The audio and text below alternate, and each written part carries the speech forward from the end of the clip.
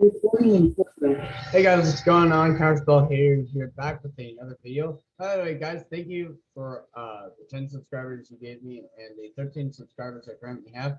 Let's get that going up along with the view count on these videos and the comments. I like the feedback. I just gave feedback to a commenter a few minutes ago. Anyways, let's get into it. Didn't really have time to like plan out sections, so we're just gonna start off straight in with Atla, Palani, Nest Tender. Thought we'd do a bit of throwback just for one generic, a red, a green, and white. She is a legendary human shaman that for two generics you can tap to create a 0/1 green egg creature token with defender, meaning that egg creature token cannot attack but only block. 2/3. Whenever an egg you control dies, reveal a card to the top of your library until you reveal a creature card. Put the card onto the field and the rest on the bottom of your library in a random order. So what this deck is going to do is utilize I love Palani's ability to cheat out creatures and also try to create many more egg tokens. So first off, we have Doubling Season. For 4 generic and green is an achievement that says if an effect would create one or more tokens under your control, it creates twice as many of those tokens instead.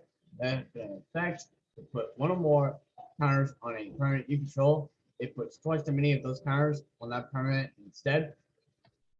Then we have Primal Vigor for 4 generic and green enchantments. If one or more tokens would be put onto the battlefield, so this is on all sides, mind you. Twice as many of those tokens are put onto the battlefield instead. And if one or more postal counters will be placed on a creature, twice as many postal counters are placed on that creature instead. And then we have Parallel Lives, which for 3 generic and a green just doubles our tokens that we create and the ones that we create only. Cryptolith Right, for 1 generic and a green enchantment, creature control have tap and 1 mana, being 1 color to mana pool. So before your egg dies, or really anytime really, you can utilize your eggs by tapping them for mana, cast another creature, then kill your eggs, and then you get out even more creatures. Annotated Procession, for 3 generic and white, it is essentially Parallel Lives, except in white. Only for you. Second Harvest for 2 generic and double green is an instant that for each token you control, create a token that's a copy of that permanent. Then we have Devouring Hellion for 2 generic and a red is a Hellion that adds to the Aaron's battlefield. You may sacrifice any number of creatures and or planeswalkers to it. If you do, Aaron's battlefield twice that many postal counters on it, 2/2. So you can sacrifice a lot of excess things, make it real big, and play out a lot more creatures thanks to Atla Palani in addition to a possibly very large Divine Hellion. Like we're talking possibly 10 seconds or 12.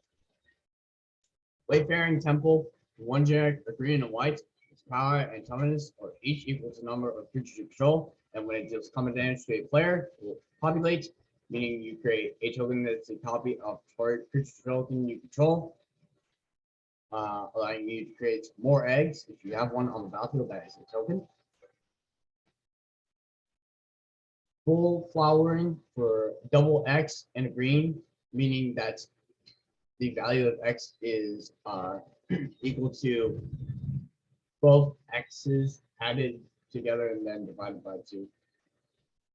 Or it's just like whatever you put into each X. It has to be equal, by the way. Populate X times. To populate, create a token that's a copy of a creature control. Do this X times.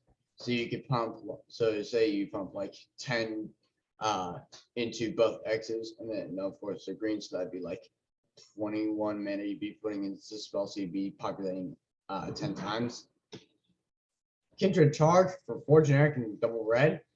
You choose a creature type, and then for each creature you control of the chosen type, create a token that's a copy of that creature. That token, those tokens gain haste and exile them at the beginning of the next 10 step. So this could be very good because then you could create a whole bunch of egg tokens and thanks to Cryptolith, right? Since they would have haste, they could be a bunch of mana and then a bunch of more creatures that you could just cheat out into play when they die if you sacrifice them before they are exiled. But they are not sacrificed, unfortunately. Nesting Dragon for 3 generic and double red is a dragon with flying and it's a 5/4 landfall. Whenever a land enters battlefield under your control, you create an 0/2 red dragon egg creature token with defender, and when this creature dies, create a 2/2 red dragon creature token with flying and red. This creature gets +1/+1 on turn. So in addition to being able to cheat out a creature from your deck, you also get a 2/2 with flying and the fire breathing effect. And now we're also utilizing our lands to create egg tokens. Blood Spore Thrinax. For 2 generic and double green is a lizard with Devour 1/2, and as it enters the battlefield, you may sacrifice any number of creatures. This creature has battlefield that many cards on it. That's Devour in a nutshell for you. And as like the Devour, and then like number to the right, if it gets bigger, you get the idea. So like a creature with Devour 2, you sacrifice like any number of creatures to it, and then it enters in with twice as many counters. In this case, it's just 1. And each other creature you control enters battlefield with an additional X counters on it, or it's the number of counters on Bloodsport Thrinax. So you play this, you sacrifice a bunch of eggs. This gets real big, and then all the creatures that you cheat into play from here on out are also real big. Mycolith or Mycolith, I'm not sure. For 3 generic and double green is a creature with Devour 2, meaning that enters battlefield, you may sacrifice and number of creatures, and then but this creature enters battlefield twice that many, whereas what's the fourth Thrinax was 1. 4/4, and the beginning of your upkeep, create a 1/1 green separating creature token for each counter on Mycolith. So this could be another great creature to play out, because now you have a creature creating you an army. Not to mention this and Bloodsport Thrinax and all the other creatures that are shown can obviously be cheated out into play thanks to Atla Palani. And then of course Devour 2, sacrificing those eggs, so then you get more creatures. Skull Mulcher for 4 generic and a green is an elemental with Devour 1. So you get the idea. And when it enters battlefield, you draw a card for each creature devoured. 3/3. So sacrifice a bunch of eggs, Devour. Prey Caesar Dragon for 4 generic and double red is a dragon with flying, Devour 2, and it's a 4/4. And when it attacks, it deals damage to target creature or player, equal to the number of counters on itself. So sacrifice a bunch of eggs, you get the idea, make this real big, and possibly start hitting pretty hard. Dromok the Insatiable. For 3 generic, a red and a green is a legendary Helion. 0/0, Devour X, where X is the number of creatures devoured this way. So say you sacrifice 1 egg, this enters in with 1 in that case. You sacrifice 2, this suddenly enters in with 4 because it devoured 2 creatures, meaning that its Devour X has become 2. You devour 3 creatures, and then it's 9. And then like even devouring like 5 eggs would put this up to a 25 creature. Like you can make this really big if you know how to play right. Dragon Broodmother for 2 generic and triple red and a green is a creature dragon flying 4/4, and the beginning of each upkeep, meaning not only on your upkeep but your opponents as well, you put a 1/1 red and green dragon creature token with flying and Devour 2 into play. So that is always an opportunity in that case to sacrifice some eggs and cheat out some creatures if it be. Ravenous Gigantotheorem for 5 generic and double green is a beast with Devour 3, 3/3, and when it enters the battlefield, it deals X damage divided as you choose among up to X target creatures, where X is its power, and then each of those creatures deals damage equal to its power to Ravenous Gigantotheorem. So this could just wipe an opponent's board, or take out something really scary, or just be a big creature in general. Vorinclex, Voice of Hunger for 6 generic and double green. Legendary is a legendary predator, trample 7/6, and whenever you tap a land for mana, add 1 mana to your mana pool of any type that land produced. So essentially kind of doubles up your mana. And whenever opponent taps a land for mana, that land doesn't untap during its controller's next untap step. So can really shut your opponents down. This could in fact seal the game right here. Lightsteel Colossus. For 12 generic, it's 11/11 artifact creature golem with trample and infect. So infect, this creature deals damage to other creatures in the form of -1/-1 counters and to players in the form of poison counters. And if at any time a player has 10 or more poison counters, that player loses the game on the spot. And also Blightsteel Colossus is indestructible. And it would be put into a graveyard from anywhere. So via mill, sacrifice, discard, veil Blightsteel Colossus, and shuffle it into its owner's library instead. So this could eventually end up coming back, and due to how many creatures you are cheating and how many into play and how many cards you're revealing off the top of your library, this could be really easy to just get back all of a sudden, even if it's been killed or been milled from your deck or been forced to sacrifice. World Spawn Worm for 8 generic and triple green is a worm with trample 15/15. And when it dies, you put 3/5/5 green worm creature tokens with trample onto the battlefield. And when it is put into a graveyard from anywhere, shuffle it into its owner's library. So this could also come back. Next Bloom Ancient for 4 generic and triple green is an enchantment creature elemental 5/5 trample. If you tap a permanent for mana, it produces 3 times as much of that mana instead. So with Cryptolith, right, and all the eggs you're producing, plus this creature, you could produce a lot of mana, play a lot of creatures from your hand, and then just be top decking by accident.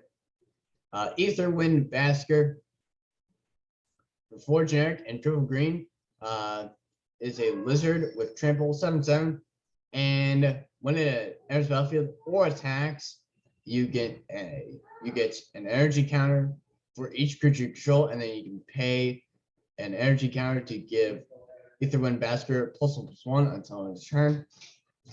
So since we're gonna have a lot of creatures out, this is gonna get big real quick. Sylvian Primordial for 5 generic and double green is an avatar with reach 6/8. And then when it enters the battlefield, for each opponent, you destroy target non-creature permanent that player controls. And for each permanent destroyed this way, search the library for a force card.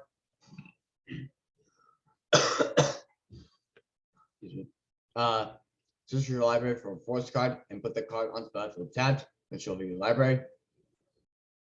So this can ramp you, destroy something that is annoying you, that is a creature, of course.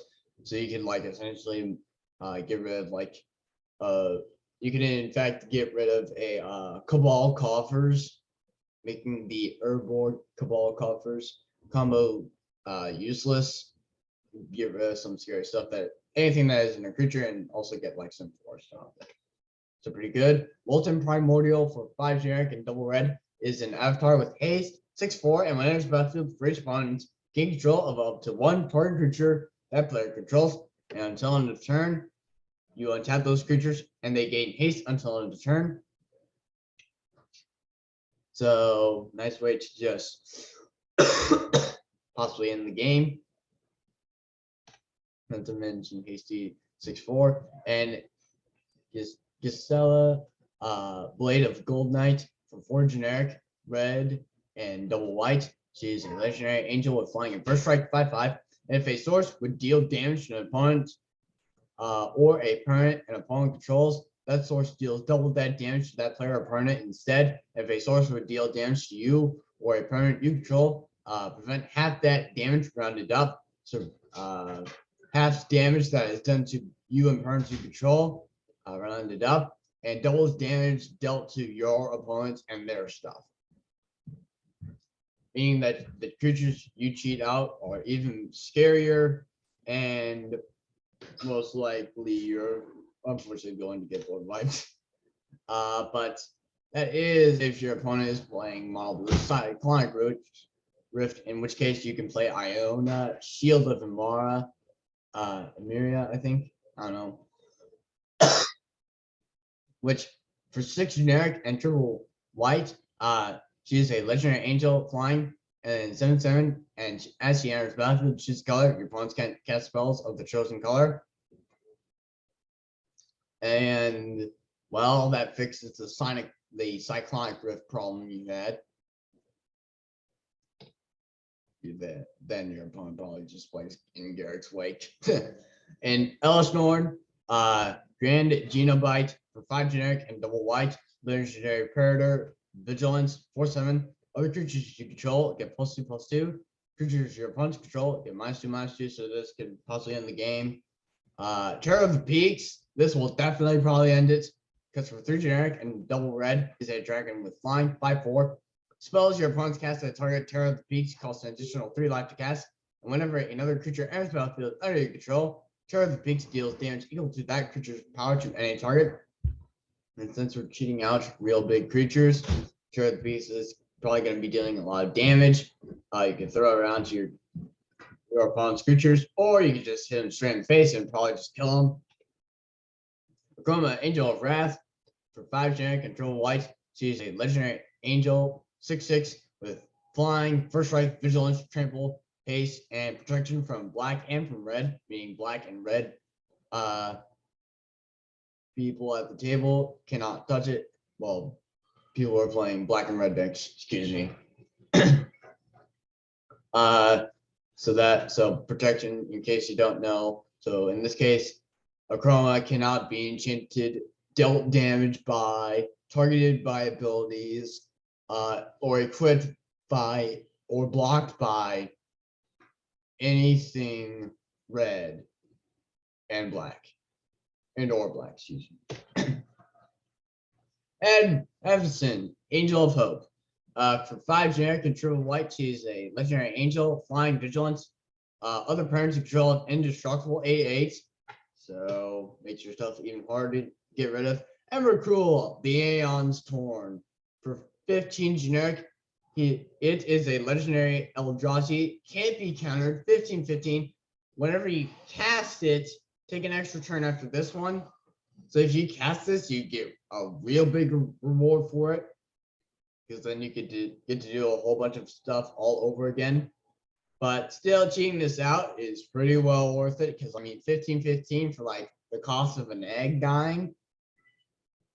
But that isn't all, because flying and protection from colored spells, meaning the only thing that can stand up to this is colorless stuff. So like Ugin and Annihilator 6. So when this attacks, defending player has to sacrifice 6 permanents.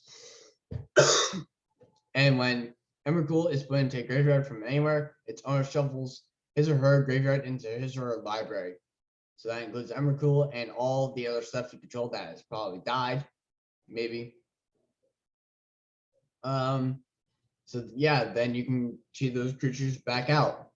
Ulamog, the Ceaseless Hunger. For 10 generic, it's a 10/10 legendary Eldrazi, and whenever you cast it, you exile 2 target permanents, indestructible, and when Ulamog attacks, defending player exiles the top 20 cards of his or her library. Pathrazer of Ulamog for 11 generic, it's a 9/9. And it can be blocked except by 3 or more creatures. Annihilator 3, by the way. Tristani, Selesnia's Voice for double green and double white. They I guess are a legendary dryad, 2/5. And whenever another creature enters battlefield under your control, you gain life equals to that creature's toughness. And then for 1 generic, a green and white, you can tap it and populate. Chancellor of the Annex for 4 generic and triple white is an angel, I guess she is. 5/6. You may reveal this card from your opening hand. If you do, when each opponent casts his or her first spell of the game, counter that spell unless that player pays 1 generic. Flying, whenever an opponent casts a spell, counter it unless that player pays 1 generic. So you cheat this out, and then suddenly it's a bit harder for your opponents to cast stuff. and suddenly their turns become screwed up, giving you the advantage.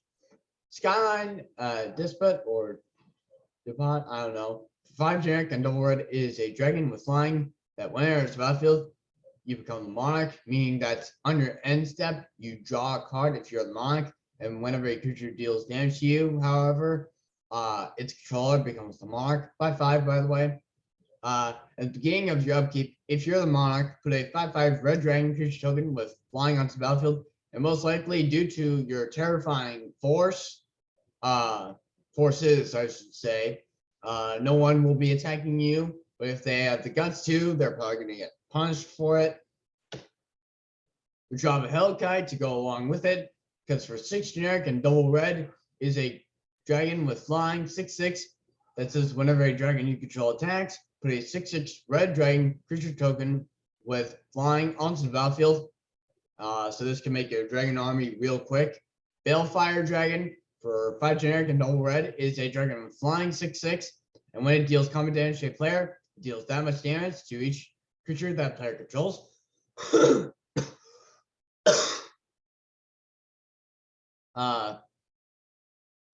Yeah, that could wipe your opponent's board.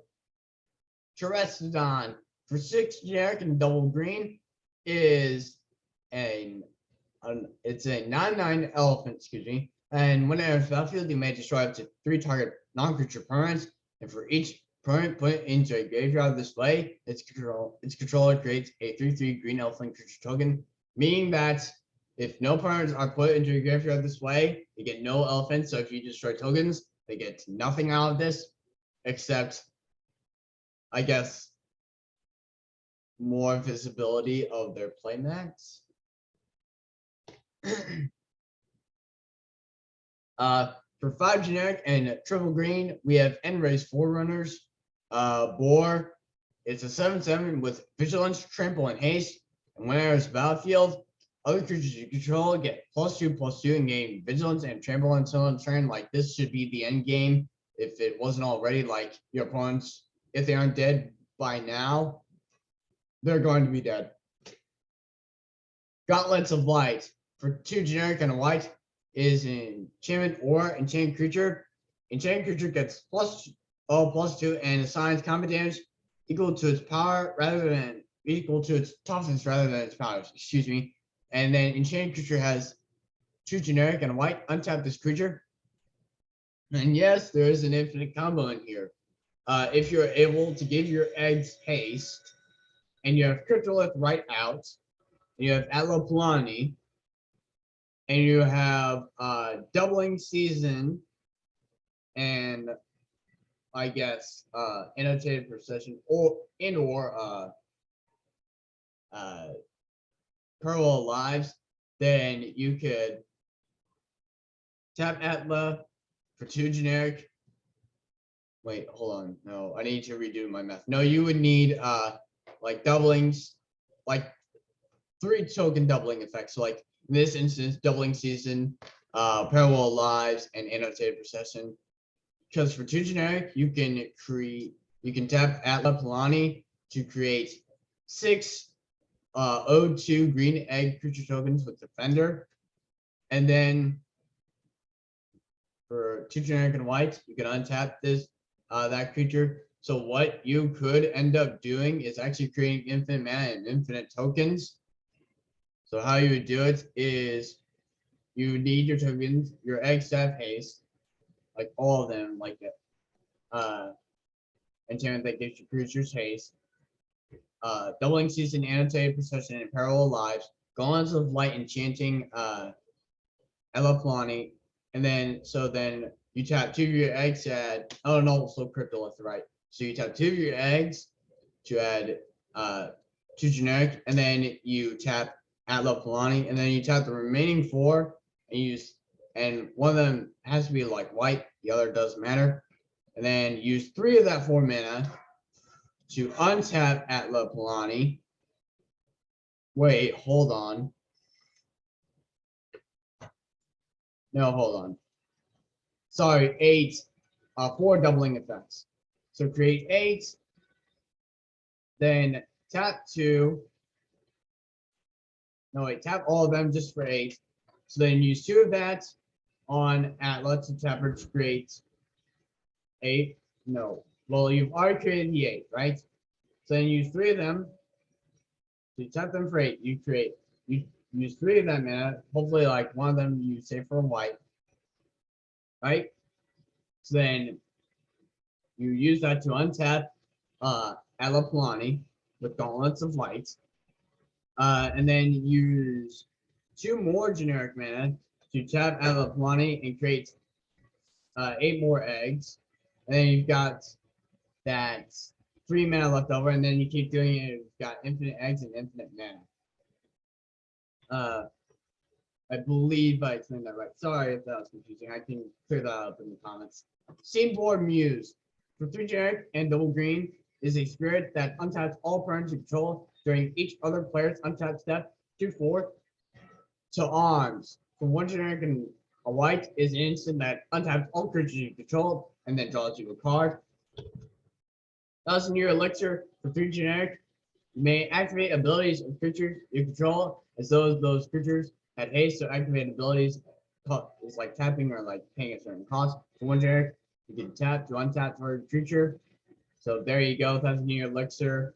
In this case, could be standing for that infinite combo. Mage Right Stone for 2 generic.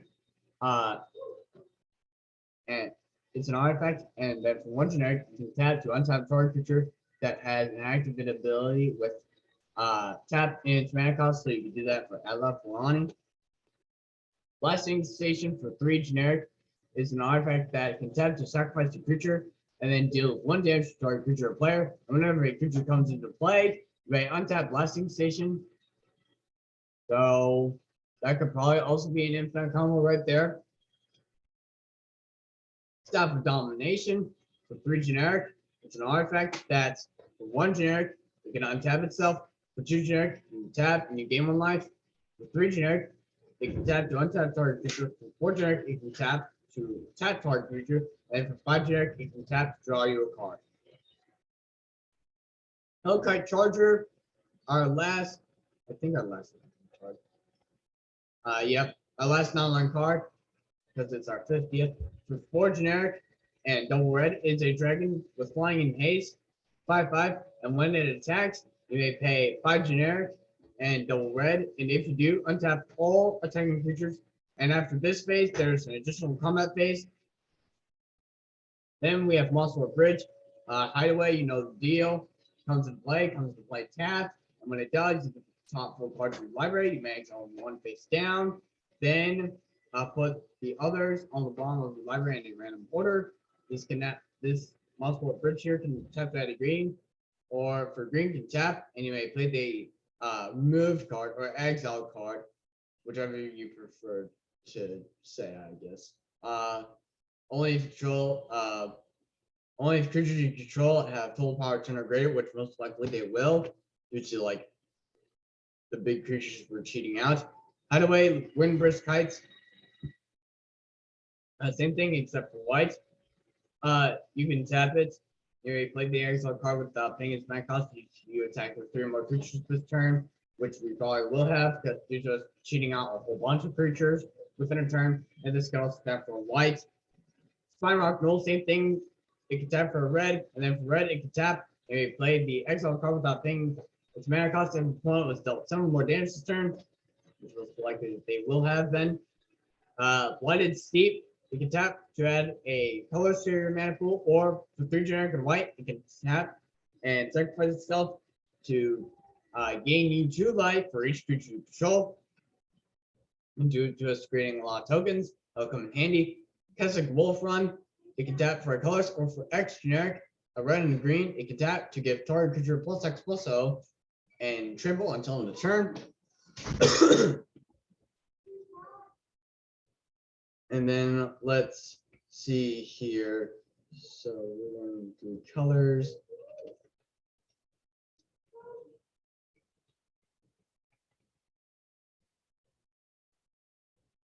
So, oh yeah, 15 forests, 15 basic, by the way, 15 basic forests, 15 basic plains, and 15 basic mountains. and the end of this video, starring Atla Palani Nest Tender. I hope you enjoyed this commander guide. Please subscribe. We're at 13. We're only 7 away from 20. Keep the view count going up. Keep up with the positive feedback, guys. Keep the likes going up. You're really giving me kind of hope that this is like going to be its own thing. Climb with me, and don't forget to hit the notification bell. That way you don't miss another one of these videos. Go check out my other videos. Share this video and those other videos that I've done in the past with others, because they could probably really use the help of Commander if need be. And anyways, like and subscribe obviously, and I will see you guys next time.